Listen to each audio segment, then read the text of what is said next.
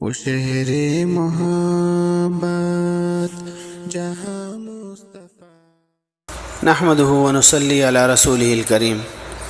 ایک ساتھی کا سوال ہے کہ کیا چاند گرہن کے وقت حاملہ عورتوں کے لیے شرعاً کوئی پرہیز ہے یا نہیں؟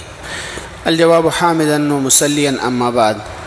چاند گرہن کے وقت حاملہ عورتوں کے لیے شریعت میں کوئی پرہیز ثابت نہیں ہے۔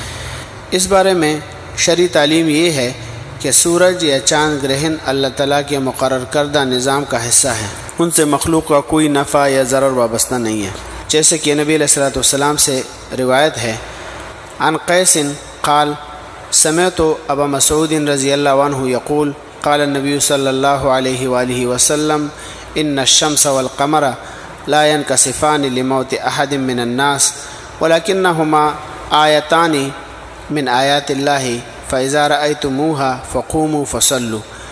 صحیح بخاری رقم الحدیث 1041۔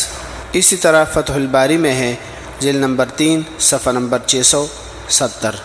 اور صحیح مسلم میں حضرت ابو ہریرہ رضی اللہ عنہ کی حدیث ہے، عن ابی ہریرہ رضی اللہ عنہ قال قال رسول اللہ صلی اللہ علیہ وآلہ وسلم لا عدوى ولا طیرۃ۔